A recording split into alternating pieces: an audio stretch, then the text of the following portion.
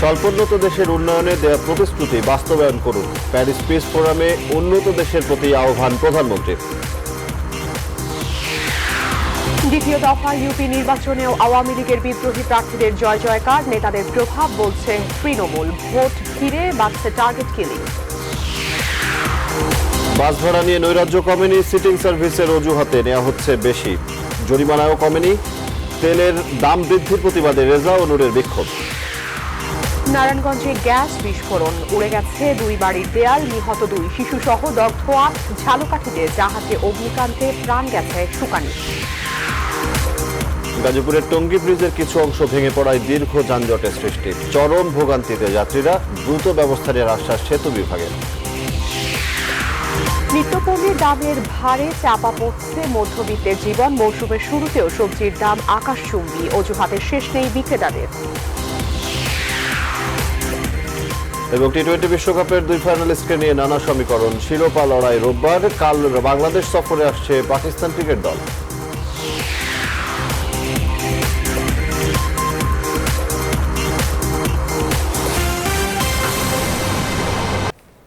স্বাগত নিউজ 24 রাতের সংবাদে। পুরো সংবাদে আপনাদের সাথে আছি আমি আফরিন আনোয়ার এবং আমি সজল দাস। দেখছিলেন শিরোনাম।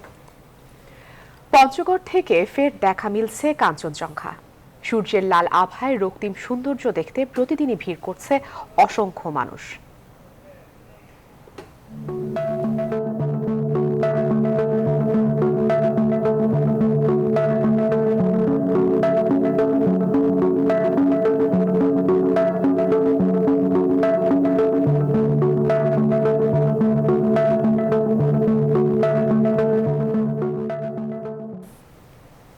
এ নিয়ে সংবাদে থাকছে প্রতিবেদন। উন্নত দেশগুলো প্রতিশ্রুতি অনুযায়ী উন্নয়নশীল দেশগুলোকে সহযোগিতা করছে না বলে মন্তব্য করেছেন প্রধানমন্ত্রী শেখ হাসিনা। প্যারিস পিস ফোরামে উচ্চ পর্যায়ের প্যানেল আলোচনায় যোগ দিয়ে করোনাকালে বৈশ্বিক ব্যর্থতার কথা তুলে ধরে তিনি বলেন, কারিগরি সহযোগিতা পেলে বাংলাদেশের মতো দেশ ভ্যাকসিনের ন্যায্য প্রাপ্য নিশ্চিত করতে পারত। বিস্তারিত দেখুন রিপোর্টে। প্যারিস পিস ফোরামে south south and triangular cooperation শিরোনামের উচ্চ পর্যায়ের প্যানেল আলোচনা। শুরুতেই করোনাকালে ভ্যাকসিনের স্বল্পতা ও বৈশ্বিক ব্যর্থতার কথা তুলে ধরেন প্রধানমন্ত্রী শেখ হাসিনা। বাংলাদেশের মতো যেসব দেশের ভ্যাকসিন উৎপাদনের সক্ষমতা আছে তাদের কারিগরি সহায়তা দেওয়ার আহ্বান জানান তিনি। We have seen international governance system failing millions of people in the global south. The huge gap in access to vaccines and treatments is only too telling. A number of developing countries like Bangladesh have the capacity to ensure vaccine equity and quality. We need support with technical know-how or TRIPS waiver to go into large-scale vaccine production for sharing vaccines with the rest of the world. কৃষি, গণস্বাস্থ্য, অপ্রাতিষ্ঠানিক শিক্ষা ও দুর্যোগ ব্যবস্থাপনায় বাংলাদেশের অভিজ্ঞতা এখন বিশ্বের অনেক দেশে ছড়িয়ে আছে উল্লেখ করে জোটের সঙ্গে থাকার প্রতিশ্রুতি পুনর্ব্যক্ত করেন বাংলাদেশ সরকার প্রধান। Climate change, our country is more vulnerable. So to protect that, we have taken many other steps so that we can protect our people from this climate change vulnerability. 2019 সালে বাংলাদেশ প্রস্তাবিত south south knowledge and innovation centre এর মতো উদ্ভাবনী প্রস্তাবনায় জাতিসংঘ, G20 সহ বৈশ্বিক ফোরামগুলোকে এগিয়ে আসার আহ্বানও জানান প্রধানমন্ত্রী Sheikh Hasina. The financing and technology Afrin Anwar, news 24, Dhaka. can help. দ্বিতীয় ধাপের ইউপি নির্বাচনে আওয়ামী লীগের মনোনীত প্রার্থীর চেয়ে বিদ্রোহীদের জয় জয়কার অবস্থা। সহিংসতাও বেড়েছে অনেক, হয়েছে প্রাণহানিও। এমন বাস্তবতায় প্রশ্ন উঠেছে, কেন্দ্রের প্রার্থী নির্বাচন কি ভুল ছিল নাকি দলীয় প্রার্থীদের ভরাডুবির পেছনের কারণ সাংগঠনিক দুর্বলতা? তৃণমূলের নেতারা বলছেন, অনেক নেতাই বিদ্রোহীদের পক্ষে অবস্থান নেয় এই ফল বিড়ম্বনার বড় কারণ। আর কেন্দ্রীয় নেতারা বলছেন বিদ্রোহীদের কোনো ছাড় নেই। তৌফিক মাহমুদ মুন্নার রিপোর্ট। সহিংসতা ধাওয়া পাল্টা ধাওয়ার মধ্যে শেষ হয়েছে দ্বিতীয় ধাপের 835টি ইউনিয়ন পরিষদ নির্বাচন। নির্বাচনী সহিংসতায় গেল 2 দিনে মারা গেছে 10 জন, যার বেশিরভাগই সরকার দলীয় সমর্থক। কোনোভাবে যেন থামানো যাচ্ছে না এই সহিংসতা। দলীয় প্রতীকে বিএনপি অংশ নেয়নি ইউনিয়ন পরিষদ নির্বাচনে। প্রথম ধাপের তুলনায় দ্বিতীয় ধাপে ভোট গ্রহণ শেষে বিদ্রোহীরা আছেন ভালো অবস্থানে। সিলেট, খুলনা, রাজশাহী সহ দেশের বিভিন্ন জেলায় নৌকার পাশাপাশি বিদ্রোহীরাও জয়লাভ করেছে। অনেক স্থানে ভরাডুবি হয়েছে নৌকা প্রতীকের। দ্বিতীয় ধাপের দলীয় প্রতীকের এমন বিপর্যয়ে প্রশ্ন উঠছে প্রার্থিতা নির্বাচন নিয়ে। যদিও বিষয়টিকে সাংগঠনিক ব্যর্থতা কিংবা দলের জনপ্রিয়তা ধস হিসাবে মানতে নারাজ স্থানীয় আওয়ামী লীগ নেতারা।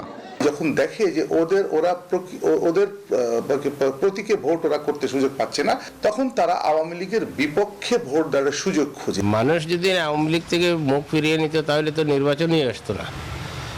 সেটা তো বর্তমান সরকারের অধীনেই নির্বাচন হচ্ছে এবং অবাধ এবং সুষ্ঠু নির্বাচন। Honourable member of parliament Indra চান ওনাদের লোক তৈরি করতে, আর আমরা চাই আমাদের লোক তৈরি হোক, অর্থাৎ যেমন শেখ হাসিনার কর্মী হবে, এরা আওয়ামী লীগের কর্মী, বঙ্গবন্ধুর আদর্শের লোক হবে, কিন্তু ওনার চান ওনারা ব্যক্তিগত লোক তৈরি করতে চান।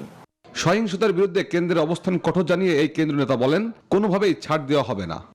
আমাদের এই ব্যাপারে থেকে আইনশৃঙ্খলা বাহিনীকে নির্দেশনা দেওয়া আছে, দলীয়ভাবেও আমরা কঠোর নির্দেশনা দিয়েছি। যারা বিদ্রোহী প্রার্থী তাদের পক্ষে নির্বাচনে কেউ সমর্থন দিচ্ছে বা অংশ নিচ্ছে, যদি এই ধরনের ঘটনা পাওয়া যায়, প্রমাণ পাওয়া যায়, তাহলে তাদেরকে শোকজ করা হবে।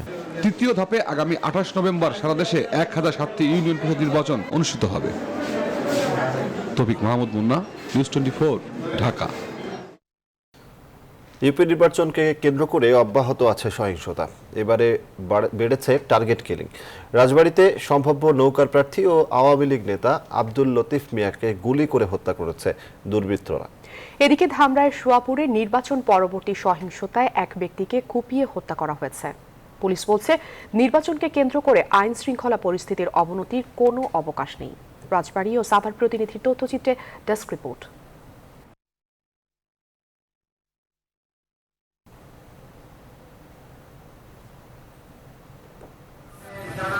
রাজবাড়ীতে নিহত আব্দুল লতিফ মিয়া রাজবাড়ী সদর উপজেলার বাণীবহ ইউনিয়নের আওয়ামী লীগের সভাপতি। আসন্ন ইউনিয়ন পরিষদ নির্বাচনে নৌকার মনোনয়ন প্রত্যাশী ছিলেন তিনি।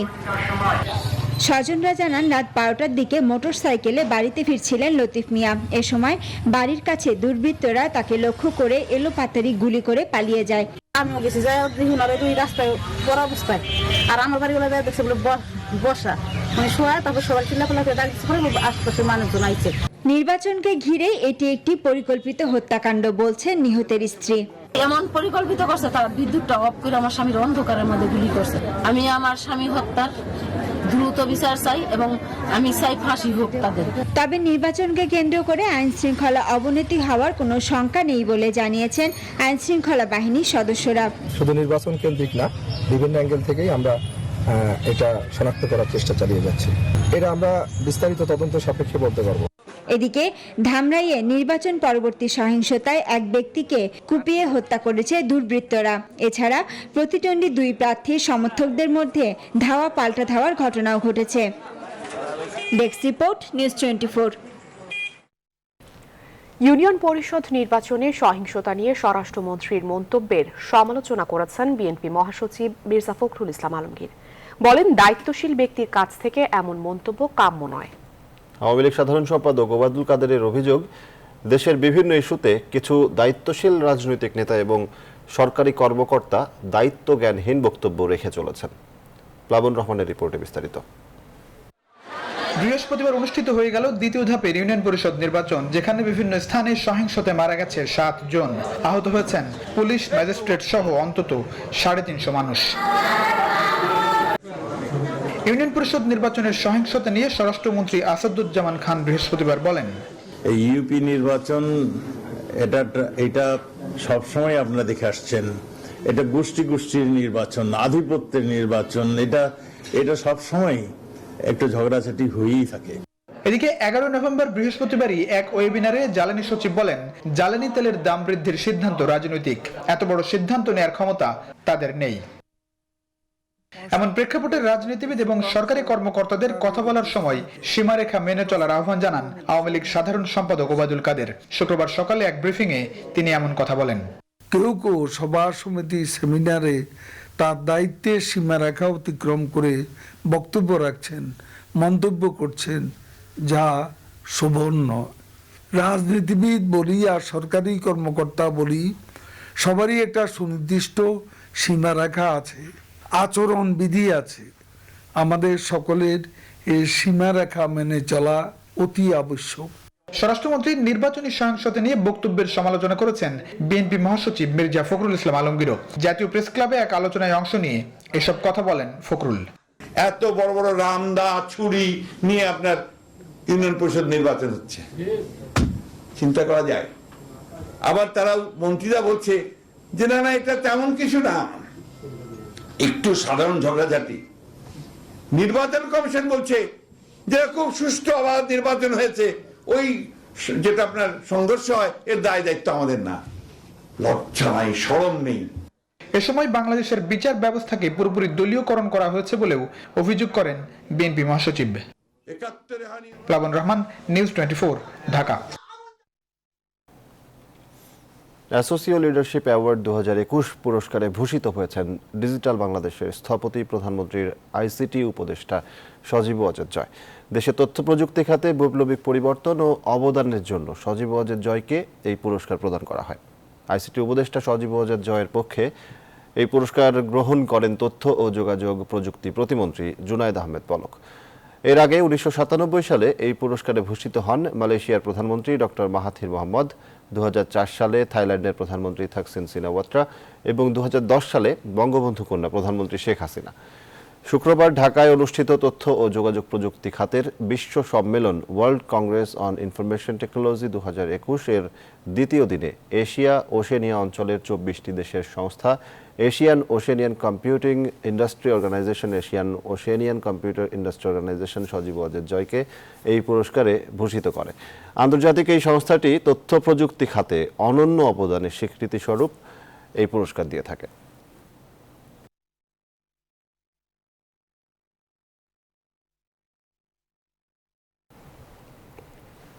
রাজধানীতে বাস ভাড়া নিয়ে নৈরাজ্য কমেনি। সিটিং সার্ভিস, কাউন্টার চেক, এমন সব অজুহাতে কিলোমিটারের হিসাব বাদ দিয়ে যাত্রীদের কাছ থেকে বেশি ভাড়া আদায় করছেন বাসের কর্মীরা। যাত্রীরা বলছেন নৈরাজ্য বন্ধে সরকারের উদ্যোগ এখনও সন্তুষ্টজনক নয়। আরেফিন শাকিল জানাচ্ছেন বিস্তারিত। রাজধানী বিভিন্ন রুটে চলাচলকারী বেশিরভাগ বাসের মধ্যে কোনটি ডিজেল চালিত আর কোনটি সিএনজি চালিত তা এখনো চিহ্নিত করা যায়নি। অথচ এই সংক্রান্ত প্রজ্ঞাপন জারির 3 দিন পেরিয়েছে। বিআরটির এমন ঢিলেঢালা ভাবের সুযোগ নিচ্ছেন বাস মালিকরা। এই যেমন গুলিস্তান গাজীপুর রুটে চলাচলকারী তুরাগ বাস। গাড়ির সামনে সিএনজি চালিত স্টিকার লাগানোর আগে যাত্রীদের কাছ থেকে নেওয়া হয় নতুন ভাড়া। 100 টাকা নোট দিয়ে 50 টাকা কাটে রাখছে, ভাড়া 50 টাকায়। এক একজনের মাঝে মাঝে 10 টাকা ভাড়াটা এক একজনের নেয়, সব সময় না। রামপুরা বাড্ডা সড়কে চলাচলকারী রায়দা, ভিক্টর, অসীম, রাজধানী সহ বেশিরভাগ বাসে কিলোমিটার হিসাব বাদ দিয়ে কাউন্টার চেক নাম দিয়ে অতিরিক্ত ভাড়া আদায় করা হচ্ছে, যা নিয়ে ক্ষুব্ধ সাধারণ মানুষ। জনগণ তো আমরা খুব আতঙ্কে আছি, খুব কষ্টে আছি, দুর্ভোগে আছি। কিছু তাদের তো বলা যাচ্ছে না, বললে হচ্ছে তারা ক্ষিপ্ত হয়ে আমাদের উপরে আসছে। সরকারও তাদের কাছ থেকে তেলের দাম বেশি নিল, তারাও তেল বেশি টাকা দিয়ে কিনলো, মাঝখান দিয়ে ওই টাকাটা আমাদেরই দিতে হইলো। তো সাইকেল হবে কত? 12 টাকা 13 টাকা, এখন আমাদের কাছ থেকে নিচ্ছে 30 টাকা। গভর্নমেন্ট প্রতি লিটার ডিজেলে বাড়াইছে 15 টাকা, আর পাবলিকের প্রতি চেকে বাড়াইছে 5 টাকা। অনেক জায়গা থেকে আমরা ভাড়া ছাড় দেই, অনেক জায়গা থেকে একটু বেশি পড়ে। ঠিক আছে স্যার, কিলো হিসাব করে তার ভাড়া কাটা যায় না, লোকাল গাড়িতে কিলো হিসাব করে ভাড়া কাটা যায়। বাসের এমন অনিয়ম বন্ধ করতে শুক্রবার রাজধানী বিভিন্ন রুটে বিআরটিএ ভ্রাম্যমাণ আদালত পরিচালনা করে। জরিমানা করা হয় অর্ধশতাধিক বাস কর্মীদের। এসব অভিযোগ পাওয়ার সাথে সাথে আমরা ব্যবস্থা নিচ্ছি, আর আমরা গাড়ি সংশ্লিষ্ট যারা আছে তাদেরকে খুব কঠোরভাবে বলে দিচ্ছি, যদি এরকম অভিযোগ পরবর্তীতে পাওয়া যায় তাহলে তাদের বিরুদ্ধে কঠোর পদক্ষেপ নেওয়া হবে। এ পর্যন্ত 6টা গাড়িকে 30,000 টাকার মতো জরিমানা করা হয়েছে। বিআরটিএর পক্ষ থেকে যাত্রীদের প্রতি কিলোমিটার অনুপাতে 2 টাকা 5 পয়সা হিসাব করে ভাড়া দেওয়ার জন্য আহ্বান করা হয়েছে। আরেফিন শাকিল, নিউজ 24, ঢাকা। জ্বালানি তেলের মূল্য বৃদ্ধির সিদ্ধান্ত বাতিল ও দ্রব্যমূল্যের দাম নিয়ন্ত্রণ সহ 3 দফা দাবিতে কেন্দ্রীয় শহীদ মিনারে সমাবেশ করেছে নবগঠিত রাজনৈতিক দল গণ অধিকার পরিষদ। পরিষদের আহ্বায়ক রেজা নূরের সভাপতিত্বে অনুষ্ঠিত সমাবেশ থেকে সাধারণ মানুষের কষ্ট লাঘবে সরকারকে দ্রুত এসব দাবি মেনে নিতে আহ্বান জানানো হয়। সরকারের সমালোচনা করে দলের সদস্য সচিব নুরুল হক নূর বলেন, দ্রব্যমূল্যের ঊর্ধ্বগতিতে নাভিশ্বাস উঠেছে সাধারণ মানুষের। এরই মধ্যে হঠাৎ করে জ্বালানি তেলের দাম বৃদ্ধির ফলে বাড়তি চাপ সৃষ্টি হয়েছে সাধারণ মানুষের জীবনযাপনে। তারাও ভাত খায়, যতদূর আমি জানি আপনারা সবাই পয়সাও আমরা বর্ধিত ভাড়া দেব না, 1 পয়সাও ডিজেল এবং তেলের দাম বাড়ানো যাবে না। যদি দাম বাড়ান তার জবাব রাজপথে আমরা দিতে প্রস্তুত। অর্ধশিক্ষিত এবং মূর্খ লোকদের দিয়ে এই দেশ পরিচালিত করা যাবে না। আমাদের দেশে অনেক ভালো মানের মানুষ আছে, আমাদের বিশ্ববিদ্যালয়তে ভরা, এবং উঁচু মানের মানুষকে দিয়ে এই দেশটাকে অনেক ভালোভাবে পরিচালিত করা যাবে। নারায়ণগঞ্জের ফতুল্লায় বাসায় গ্যাস বিস্ফোরণে 2 নারী নিহত ও অন্তত 15 জন আহত হয়েছেন। দগ্ধ বেশ কয়েকজনকে ঢাকা মেডিকেল কলেজের বার্ন ইউনিটে ভর্তি করা হয়েছে। বিস্ফোরণে ওই বাড়ি ছাড়াও পাশের 2টি বাড়িও ক্ষতিগ্রস্ত হয়। ফায়ার সার্ভিসের কর্মকর্তারা জানান, রান্নার গ্যাসের লিকেজ থেকেই বিস্ফোরণ ঘটে থাকতে পারে। ঘটনার তদন্তে 7 সদস্যের তদন্ত কমিটি গঠন করা হয়েছে। নারায়ণগঞ্জ প্রতিনিধি দিলীপ কুমার মণ্ডলকে সাথে নিয়ে বিস্তারিত জানাচ্ছেন মৌ খন্দকার।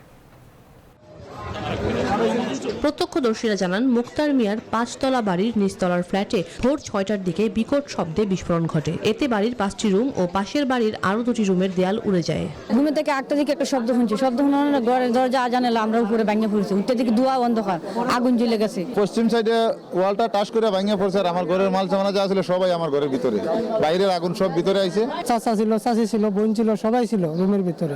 তারা 5-6 জন ওই দেওয়ালের তলে পড়ে গেছে চাপা গাইয়া।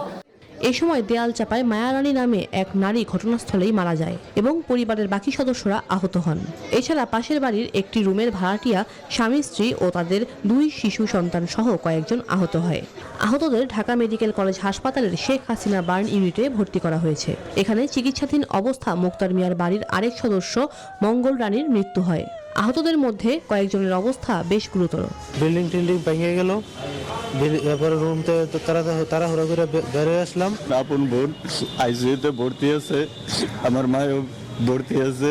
নারায়ণগঞ্জ ফায়ার সার্ভিসের সহকারী উপপরিচালক আব্দুল্লাহ আল আরিফিন জানান, রান্নার গ্যাস লিকেজ থেকেই বিস্ফোরণ ঘটে থাকতে পারে। ঘটনা তদন্তে 7 সদস্যের তদন্ত কমিটি গঠন করা হয়েছে। আমরা 8 জন আহত আমরা উদ্ধার করে 6 জনকে আমরা ভিক্টোরিয়া হাসপাতালে, বাকি 2 জনকে ঢাকা মেডিকেল কলেজে স্থানান্তর। নারায়ণগঞ্জের ফতুল্লায় এর আগেও 3টি গ্যাস বিস্ফোরণের ঘটনায় বেশ কয়েকজন হতাহত হয়। মৌ খন্দকার, নিউজ 24, ঢাকা। ঝালকাঠির সুগন্ধা নদীতে তেলবাহী জাহাজে অগ্নিকাণ্ডে সুকানি কামরুল ইসলাম নিহত হয়েছেন। দগ্ধ হয়েছেন আরও 7 জন। প্রত্যক্ষদর্শীরা জানান, সকাল 8টার দিকে জাহাজের পাম্প রুম থেকে অকটেন খালি করার সময় পাইপের মধ্যে বিস্ফোরণ ঘটে। এ সময় ওই রুমে আগুনের সূত্রপাত হয়। ঘটনাস্থলেই মারা যান একজন। পরে ফায়ার সার্ভিস এসে আগুন নিয়ন্ত্রণে আনে এবং আহতদের উদ্ধার করে বরিশাল শেরেবাংলা মেডিকেল কলেজ হাসপাতালে পাঠায়। এরই মধ্যে ঘটনাস্থল পরিদর্শন করেছেন জেলা প্রশাসক মোহাম্মদ জোহর আলী ও পুলিশ সুপার ফাতেমা ইয়াসমিন।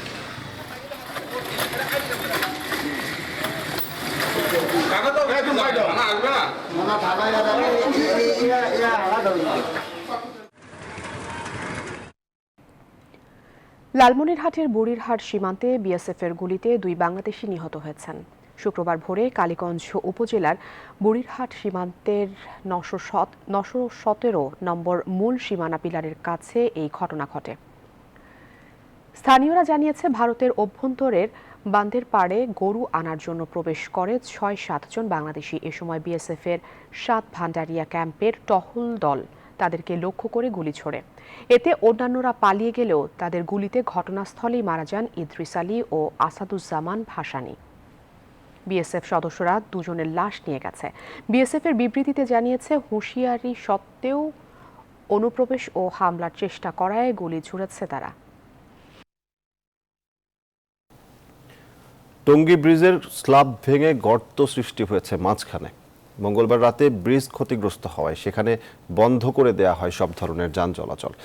এরপর থেকেই যানবাহন ও যাত্রীদের দুর্ভোগ বাড়তে থাকে। সাপ্তাহিক ছুটির দিন শুক্রবারেও টঙ্গী থেকে চান্দনা চৌরাস্তা প্রায় 12 কিলোমিটার সড়কে তীব্র যানজট সৃষ্টি হয়।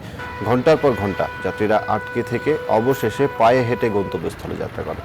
যাত্রীরা বলছেন, যাওয়ার মতো রিক্সাও পাচ্ছেন না তারা, বাধ্য হয়ে পায়ে হাঁটতে হচ্ছে। তুরাগ নদের ওপর থাকা এই ব্রিজ 1 সপ্তাহের মধ্যে সংস্কার করে যান চলাচল স্বাভাবিক করা হবে বলে জানিয়েছে সেতু বিভাগ।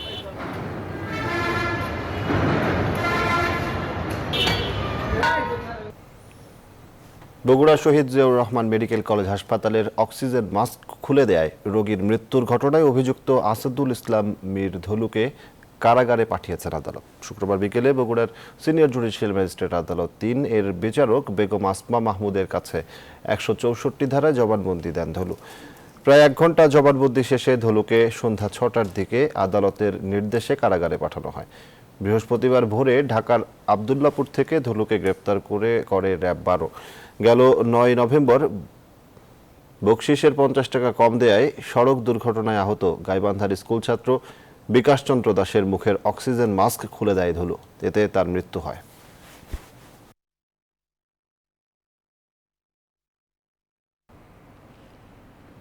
দেশে দুজন সামরিক শাসক আমাদের জীবনে মাইন পুঁতে রেখে গেছে।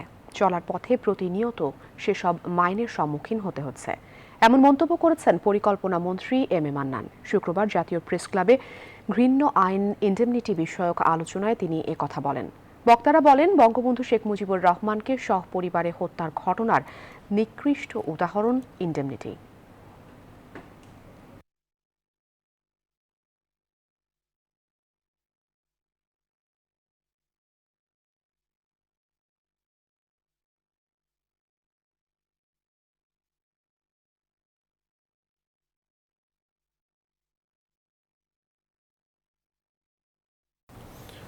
সাহিত্যে সামগ্রিক অবদানের জন্য সেলিনা হোসেন এবং নবীন সাহিত্য শ্রেণীতে ফাতেমা আবেদিন পেলেন এক্সিম ব্যাংক অন্যদিন হুমায়ুন আহমেদ সাহিত্য পুরস্কার। শুক্রবার বিকেলে বাংলা একাডেমির আব্দুল করিম সাহিত্য বিশারদ মিলনায়তনে আয়োজিত অনুষ্ঠানের মাধ্যমে তুলে দেওয়া হয় এই পুরস্কার। সুকন্যা আমিরের প্রতিবেদন।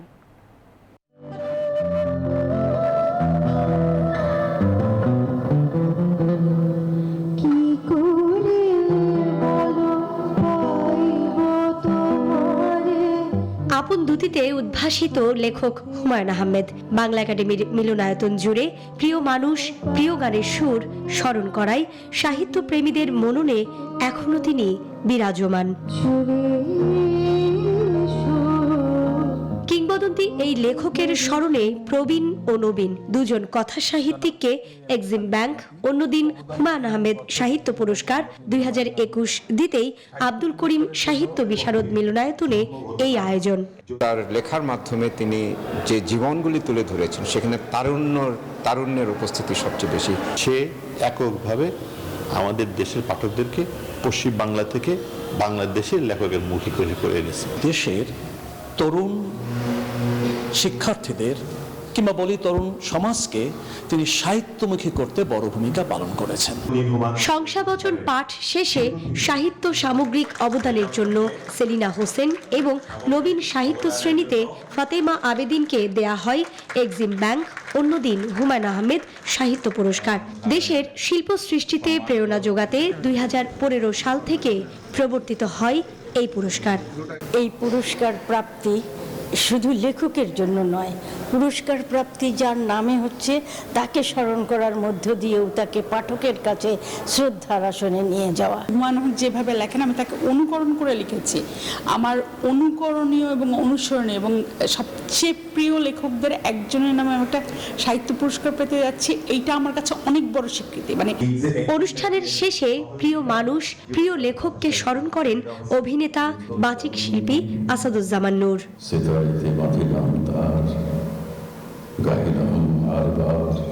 সুকন্যা আমির, নিউজ 24, ঢাকা। ধর্মনিরপেক্ষ, নীতিশীল ও মেধাভিত্তিক সমাজ করার লক্ষ্যে যুবলীগ এগিয়ে যাবে বলে জানিয়েছেন যুবলীগ চেয়ারম্যান শেখ ফজলে শামস পরশ। বর্তমানে যুবলীগ একতাবদ্ধ বলেও জানান তিনি। যুবলীগের ৪৯তম প্রতিষ্ঠাবার্ষিকীর আয়োজনে তিনি এসব কথা বলেন। অন্তরা বিশ্বাসের রিপোর্ট। ১৯৭২ সালের ১১ই নভেম্বর শেখ ফজলুল হক মনির নেতৃত্বে প্রতিষ্ঠিত হয় বাংলাদেশ আওয়ামী যুবলীগ। মুক্তিযুদ্ধের চেতনায় অসাম্প্রদায়িক, গণতান্ত্রিক, শোষণমুক্ত বাংলাদেশ করার সংগ্রামকে এগিয়ে নিতে সংগঠনটির প্রতিষ্ঠা হয়। যুবলীগের ৪৯তম প্রতিষ্ঠা বার্ষিকীতে নেতাকর্মীরা একত্রিত হন সোহরাওয়ার্দী উদ্যানের শিখা চিরন্তনে। সেখান থেকে তারা র্যালি বের করেন। প্রতিটা স্তরে, করোনার থেকে শুরু করে ধান কাটার থেকে শুরু করে আমরা মানুষের পাশে দাঁড়িয়েছি। সামনে আমাদের অনেক ভালো ভালো কর্মসূচি আছে। ঢাকা মহানগর যুবলীগ কেন্দ্রীয় যুবলীগের নির্দেশনা মেনে আমাদের কর্মসূচি আমরা এগিয়ে যাব। যুবলীগ তার সর্বোচ্চ শক্তি দিয়ে শেখ হাসিনার সকল কর্মকাণ্ডকে সফল করার জন্য সর্বোচ্চ ত্যাগ স্বীকার করতে প্রস্তুত। র্যালিটি নিয়ে শাহবাগ হয়ে সায়েন্স ল্যাব ও কলাবাগান দিয়ে ধানমন্ডি ৩২ নম্বরে বঙ্গবন্ধুর প্রতিকৃতিতে শ্রদ্ধা জানাতে যান নেতাকর্মীরা। আমরা প্রতিজ্ঞাবদ্ধ যে একটা ধর্মনিরপেক্ষ প্রগতিশীল সমাজ এবং মেধাভিত্তিক সমাজ, ন্যায়পরায়ণ সমাজ গঠনে আমরা প্রতিজ্ঞাবদ্ধ। সকল দুর্নীতির বিরুদ্ধে যুবলীগ প্রতিবাদী কণ্ঠ হিসেবে থাকবে বলে জানান সংগঠনটির নেতাকর্মীরা। অন্তরা বিশ্বাস, নিউজ 24, ঢাকা।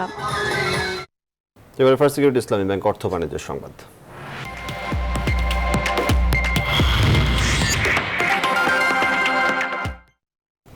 ভোগ্যপণ্যের দাম নিয়ে সৃষ্টি হয়েছে অস্বস্তিকর পরিস্থিতি। দিন দিন মাত্রা আরও বাড়ছে। একমাত্র শীতের সবজি ছাড়া দাম বাড়েনি এমন পণ্য খুঁজে পাওয়া কঠিন। ক্রেতাদের অভিযোগ, আয় না বাড়লেও হুহু করে বাড়ছে নিত্যপণ্যের দাম। সব মিলিয়ে নিত্যপণ্যের দাম নিয়ে চরম বিপাকে নিম্ন ও মধ্যবিত্ত পরিবার। খুচরা বিক্রেতাদের অজুহাত, আমদানি জটিলতা ও উৎপাদন সংকট। বিস্তারিত তালুকদার বিপ্লবের রিপোর্টে। গত 2 সপ্তাহ ধরে লাগাতার বাড়ছে নিত্যপণ্যের দাম। যেন দাম বাড়ার লাগামহীন গতি রাজধানীর সহ একাধিক বিভাগীয় শহরের কাঁচা বাজারে। বিক্রেতাদের দাবি, যে হারে চাহিদা বেড়েছে তার ধারে কাছে নেই সরবরাহ। আর নিম্ন আর মধ্যবিত্ত শ্রেণী মানুষের অভিযোগ, মাস শেষে যা বেতন পায় বাজারে শেষ হয় তার বড় অংশ। তেলের দাম 160 টাকা করেন, আবার লিটারে 60 টাকা বাড়ান, আটার দাম 35 টাকা বাড়ান, ডালের দাম করেন 150 টাকা। এটা কি শুরু করছেন আপনারা? আয়ের সাথে ব্যয়ের কোনো সঙ্গতি নেই। মাসের 15 দিনের মধ্যে টাকা শেষ হয়ে যায় বেতন পাওয়ার পরে। শুধু শীতের সবজি ছাড়া ধীরে ধীরে বাড়ছে সব ধরনের পণ্যের দাম। ক্রেতাদের অভিযোগ, নিয়ন্ত্রণে কার্যকর পদক্ষেপ নেই। মোটা চাল ছাড়া বস্তা প্রতি চাল কিনতে ক্রেতাদের গুনতে হচ্ছে 100 থেকে 150 টাকা। শুল্ক সুবিধা এবং পর্যাপ্ত আমদানির পরও চালের দামে অস্বস্তি বিদ্যমান। যেমন শসা আছে আপনার হাইব্রিডটা 40 টাকা 50 টাকা বিক্রি হচ্ছে, দাম কম আছে। যেমন মরিচ সামনের সপ্তাহ ছিল 180 200, এবার 140 120। ডাল সহ চিনি, আটা, তারপর সয়াবিন তেল প্রতি সপ্তাহে 3 টাকা 2 টাকা বাড়তেছে লিটারে। ওই বস্তায় 100 টাকা 50 টাকা এরকম বাড়তেছে আর কি। এটা মানে মনিটরিং করার মানে কেউ কিছু নাই। এছাড়া তেল, আটা, ময়দা, চিনির দামে কোনো স্বস্তি নেই। তবে পেঁয়াজ, আলুর দাম কিছুটা স্থিতিশীল থাকলেও সপ্তাহের ব্যবধানে মুরগির দাম কিছুটা কমেছে। তবে জ্বালানি তেলের দামের সাথে কিছুটা অস্বস্তি মাছের বাজার। আমরা আগে পাটুরিয়া যাইতাম, এক গাড়ি নিয়ে যাইতাম ধরেন 3000 টাকা, ওই গাড়ি এখন দেওয়া লাগে 3500 4000। খামার থেকে এই মাল ধরে রেখে ওনারা সিন্ডিকেট করে এই জিনিসটা বাড়াইছে। বাংলাদেশে জনগণ, সাধারণ জনগণের কিছু হয়েছে? 30 টাকার বাস ভাড়া হয়েছে 40 টাকা, 40 টাকার বাস ভাড়া হয়েছে 65 টাকা। বাজারে সরবরাহ এবং বাজার মনিটরিং বাড়ানো না হলে নিত্যপণ্যের দাম কমবে না বলে মনে করেন খুচরা বিক্রেতা এবং ক্রেতারা। তালুকদার বিপ্লব, নিউজ 24, ঢাকা। জমকালো লোগো উন্মোচন অনুষ্ঠানের মধ্য দিয়ে দেশের বাজারে আনুষ্ঠানিকভাবে যাত্রা শুরু করল বসুন্ধরা গ্রুপের বীর সিমেন্ট। শুক্রবার রাজধানীর বসুন্ধরা আবাসিক এলাকার বসুন্ধরা ইন্ডাস্ট্রিয়াল হেডকোয়ার্টার অডিটোরিয়ামে বীর সিমেন্টের লোগো উন্মোচন ও আনুষ্ঠানিক উদ্বোধন ঘোষণা করেন বসুন্ধরা গ্রুপের ব্যবস্থাপনা পরিচালক সায়েম সোবহান আনভীর। বাংলাদেশের 50তম বিজয়ের দিবস উদযাপনের প্রাক্কালে এই ব্র্যান্ড বাংলাদেশের উন্নয়ন অগ্রযাত্রায় সহযোগী হিসেবে ভূমিকা পালনের প্রত্যাশা বীর সিমেন্ট কর্তৃপক্ষের।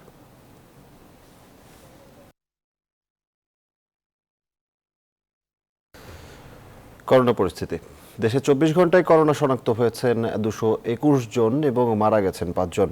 আগের দিন একজনের মৃত্যুর কথা জানিয়েছিল স্বাস্থ্য অধিদপ্তর। এ নিয়ে এখন পর্যন্ত করোনায় মারা গেলেন 27,912 জন এবং শনাক্ত হয়েছেন 15,72,127 জন।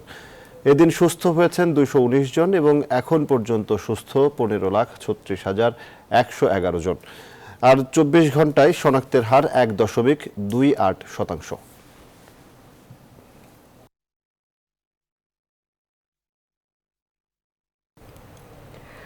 আজ সেই ভয়াল 12 নভেম্বর, ভোলাসহ উপকূলবাসীর বিভীষিকাময় এক দুঃস্বপ্নের দিন। 1970 সালের এই দিনে ভোলার উপকূলীয় বিস্তীর্ণ এলাকা ধ্বংসলীলায় পরিণত হয়েছিল প্রলয়ঙ্কারী ঘূর্ণিঝড় ও জলোচ্ছ্বাসে। ভয়াবহ সেই ঝড়ে ভোলায় হারিয়ে যায় 1.5 লক্ষাধিক প্রাণ, নিখোঁজ হয় সহস্রাধিক মানুষ। অর্ধ শতাব্দী পেরিয়ে গেলেও আজও কান্না থামেনি স্বজনহারা মানুষের। ভোলা থেকে জুন্নু রায়হানের পাঠানো তথ্যচিত্রে ডেস্ক রিপোর্ট। 1970 সালের 12ই নভেম্বর, দিনভর গুড়ি গুড়ি বৃষ্টি ও ঝোড়ো বাতাস। গভীর রাতে শুরু হয় ঝড়ের তাণ্ডব। প্রায় 8 থেকে 10 ফুট ভয়ঙ্কর জলোচ্ছ্বাসের সঙ্গে ঝড়টি ভোলা সহ উপকূলীয় 18টি জেলায় আঘাত হানে। সে সময় তথ্য প্রযুক্তি অনেকটা দুর্বল থাকায় উপকূলে অনেক মানুষই ঝড়ের পূর্বাভাস পায়নি। ফলে 3 দিকে নদী ও একদিকে সাগর বেষ্টিত দ্বীপ জেলা ভোলায় প্রাণ হারান সবচেয়ে বেশি মানুষ। আমি 10টায় খবর হয়ে আইছি, আয়া দেখে মা বাপ ভাই বেগার সব ঘর দুয়ার সব লেগে গেছে বন্যায়। পানি কাজে আমার বাসের নদীতে লয়ে গেছে, গিয়া গাছ ধরিয়া ছিলাম, তারপরে মারা গেছে, ছেলে মারা গেছে, পরিবার মারা গেছে। 70-এর সেই ঘূর্ণিঝড় ও জলোচ্ছ্বাসের দুঃসহ স্মৃতি এখনো অনেকের চোখে পানি এনে দেয়। 70 সনের ঘূর্ণিঝড়ের পরে ভোলার যে বিভৎস চিত্র, ভোলার যে বিভৎস ইতিহাস যদি আমরা পর্যালোচনা করি, তাহলে এখনো মানুষের চোখের পানি আসবে। তৎকালীন দৈনিক পূর্বদেশ পত্রিকার ভোলা প্রতিনিধি জানান, প্রলয়ঙ্করী সে বিভৎস ঝড়ের খবর ঘটনার 4 দিন পর পত্রিকায় প্রকাশ হলে দেশবাসী সহ বিশ্ববাসী জানতে পারেন। আমি শিবপুর চলে যাই ভোলার থেকে 3 মাইল দূরে। সেখানে গিয়ে দেখি লাশ আর লাশ, পুকুরের রাস্তায়, নদীর পাড়ে, গাছে, এবং নদী থেকে দিকে লাশের মিছিল আর মিছিল। সেখান থেকে এসে আমি নিউজ করলাম। এলাকাবাসীর দাবি, ঝড় জলোচ্ছ্বাস থেকে উপকূলবাসীকে রক্ষার জন্য দ্রুত যাতে টেকসই সিসি ব্লক সহ উঁচু বেড়িবাঁধ নির্মাণ করা হয়। Desk report, news 24। পৃথিবীর তৃতীয় সর্বোচ্চ পর্বতশৃঙ্গ কাঞ্চনজঙ্ঘা গেল কয়েকদিন ধরে আকাশ মেঘমুক্ত থাকায় পঞ্চগড়ের বিভিন্ন স্থান থেকে কাঞ্চনজঙ্ঘার দেখা মিলছে। সকালে সূর্যের লাল আভা কাঞ্চনজঙ্ঘার চূড়ায় আসার সঙ্গে সঙ্গে যেন আকাশ রক্তিম হয়ে ওঠে। আর বেলা বাড়ার সাথে সাথে ক্ষণে ক্ষণে রূপ বদলায়। শুভ্র সাদা বরফে আচ্ছাদিত এই পর্বতমালার সৌন্দর্য উপভোগ করার জন্য দূর দূরান্ত থেকে ছুটে আসছেন হাজারো পর্যটক। সরকার হায়দারের তথ্যচিত্রে ডেস্ক রিপোর্ট। ভারতের দার্জিলিংয়ে টাইগার হিলে দাঁড়িয়ে পর্যটকরা যে কাঞ্চনজঙ্ঘা উপভোগ করেন তা এখন পঞ্চগড়ের মাটিতে দাঁড়িয়ে স্পষ্ট দেখা মিলছে। ভোরে সূর্যোদয়ের সময় তেঁতুলিয়ার ডাকবাংলো সংলগ্ন মহানন্দার পাড়ে দাঁড়িয়ে উত্তর দিকে তাকালে মনে হয় যেন কাঞ্চনজঙ্ঘার সাদা বরফ কাঁচা সোনার রং ধারণ করেছে। বেলা বাড়ার সঙ্গে সঙ্গে আবার সেই কাঁচা সোনার রং শ্বেত শুভ্র হয়ে ওঠে। বিকেলে আবার পশ্চিমে হেলে পড়া সূর্যের সোনালী আলোয় কাঞ্চনজঙ্ঘা মেতে ওঠে রং বদলের খেলায়। শুভ্র সাদা বরফে আচ্ছাদিত এই পর্বতমালার সৌন্দর্য উপভোগ করতে প্রতিদিনই দূর দূরান্ত থেকে ছুটে আসছেন পর্যটকরা। এর আগে দার্জিলিং এ গেছিলাম আমরা কাঞ্চনজঙ্ঘা দেখার জন্য, কিন্তু আমার মনে হচ্ছে যে I am very much fortunate যে আমি বাংলাদেশ থেকেই কাঞ্চনজঙ্ঘার এত সুন্দর একটা দৃশ্য দেখতে পাচ্ছি। সূর্য ওঠার আগে আমরা চলে আসছি এবং প্রকৃতির যে অদ্ভুত সুন্দর তা হচ্ছে খালি চোখে দেখেছি। যে সাদা কাঞ্চনজঙ্ঘার চূড়াটা দেখেছি, আজকে আমি সানরাইজিংটা দেখেছি। তো সানরাইজিংটা দেখার ইয়েটা হচ্ছে গিয়ে অনুভূতিটা আসলে অদ্ভুত। পর্যটকদের নিরাপত্তা সহ সব ধরনের সুযোগ সুবিধা নিশ্চিতে স্থানীয় প্রশাসনের পক্ষ থেকে নেওয়া হয়েছে নানা উদ্যোগ। প্রতি বছর এই সময়ে কাঞ্চনজঙ্ঘা পর্বত যেন আমাদের যারা পর্যটক আছেন, ভ্রমণ পিপাসু আছেন, তাদেরকে উঁকি দিয়ে ডাক দেয়। কাঞ্চনজঙ্ঘা পর্বতকে দেখার জন্য ভ্রমণ পিপাসু পর্যটকগণ দেশ এবং বিদেশের বিভিন্ন প্রান্ত থেকে তেঁতুলিয়া ছুটে আসে। কাঞ্চনজঙ্ঘা ভারতের সিকিম ও নেপাল জুড়ে অবস্থিত। এটি পৃথিবীর তৃতীয় উচ্চতম পর্বতশৃঙ্গ। এর উচ্চতা ৮৫৮৬ মিটার। Desk report, news 24। পূর্ব তুর্কিস্তানের স্বাধীনতা দিবস উপলক্ষে শুক্রবার আলোচনা সভা, শোভাযাত্রা, মানববন্ধন ও পথনাট্য উপস্থাপনের মধ্য দিয়ে দিবসটি পালন করেছে বাংলাদেশের বিভিন্ন মানবাধিকার সংগঠন ও এনজিও। দিবসকে সামনে রেখে মুসলিম উইঘুর সম্প্রদায়ের ওপর নির্যাতন ও মানবাধিকার লঙ্ঘনের অভিযোগ এনে সোশ্যাল অ্যাক্টিভিস্ট ফোরামের উদ্যোগে জাতীয় প্রেস ক্লাবে আলেম ওলামাদের আলোচনা সভা অনুষ্ঠিত হয়। একই সঙ্গে শাহবাগে পথনাট্য ও জাতীয় জাদুঘরের সামনে মানববন্ধন কর্মসূচি পালিত হয়। এছাড়া খুলনায় মানববন্ধন ও মোটরসাইকেল র্যালির আয়োজন করা হয়।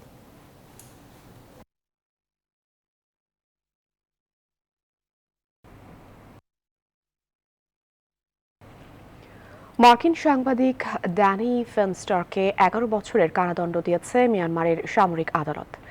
অভিবাসন আইন লঙ্ঘন, সামরিক বাহিনীর বিরুদ্ধে ভিন্ন মতকে উৎসাহিত করা ও বেআইনি সংগঠনের সঙ্গে সংশ্লিষ্টতার দায়ে শুক্রবার দোষী সাব্যস্ত হয়েছেন আটক এই সাংবাদিক। 37 বছর বয়সী সাংবাদিক ড্যানি ফেনস্টার মিয়ানমারের অনলাইন ভিত্তিক সংবাদ মাধ্যমের সম্পাদক ছিলেন। গেল মে মাসে দেশ ছাড়ার সময় ইয়াঙ্গুন বিমানবন্দর থেকে তাকে আটক করে জান্তা সরকার। এরপর থেকেই কারাগারে বন্দী রয়েছেন তিনি। জলবায়ু সংকট নিরসনে COP26 সম্মেলনে নতুন খসড়া চুক্তি হয়েছে। সেখানে জলবায়ু পরিবর্তন সামাল দিতে জরুরি ভিত্তিতে পদক্ষেপ নিতে আহ্বান জানানো হয়েছে বিশ্ব নেতাদের। স্কটল্যান্ডের গ্লাসগো শহরে COP26 জলবায়ু সম্মেলনের শুক্রবার শেষ দিন। এদিনেই প্রকাশিত হলো নতুন খসড়া চুক্তি। আগের তুলনায় দেশগুলো কিভাবে দ্রুত গ্রিনহাউস গ্যাসের নির্গমন কমিয়ে আনবে তার পরিকল্পনা জানতে চাওয়া হয়েছে সেখানে। তবে খসড়া চুক্তিতে কয়লা সহ জীবাশ্ম জ্বালানির ব্যবহার কমানো নিয়ে সুর কিছুটা নরম করা হয়েছে। পাশাপাশি জলবায়ু সংকট মোকাবেলায় দরিদ্র দেশগুলোকে আরও বেশি সহযোগিতা করতে ধনী দেশগুলোর প্রতি আহ্বান জানানো হয়েছে। এই চুক্তি চূড়ান্ত হতে সম্মেলনে অংশগ্রহণকারী সব দেশকে ঐকমত্যে পৌঁছাতে হবে। এবারে টি-20 বিশ্বকাপ আপডেট।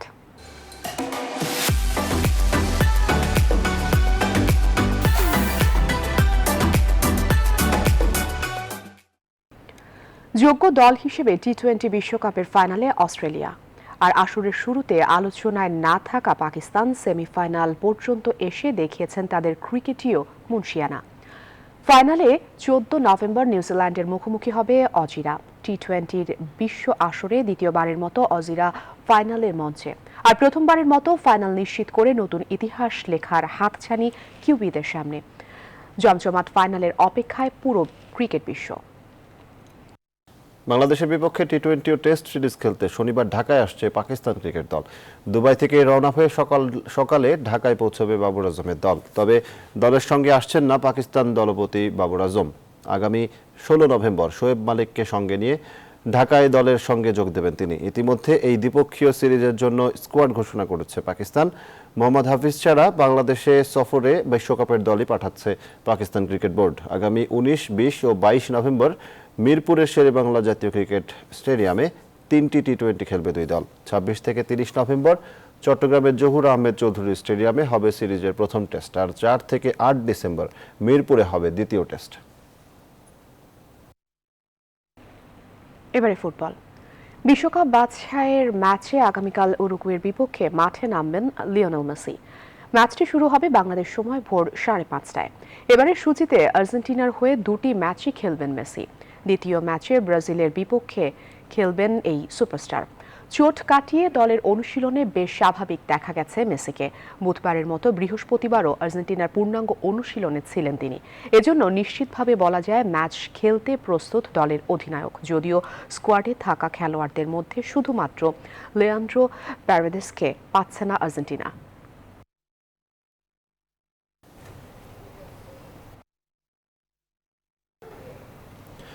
সংবাদ এ পর্যন্তই। এতক্ষণ সাথে থাকার জন্য ধন্যবাদ সবাইকে।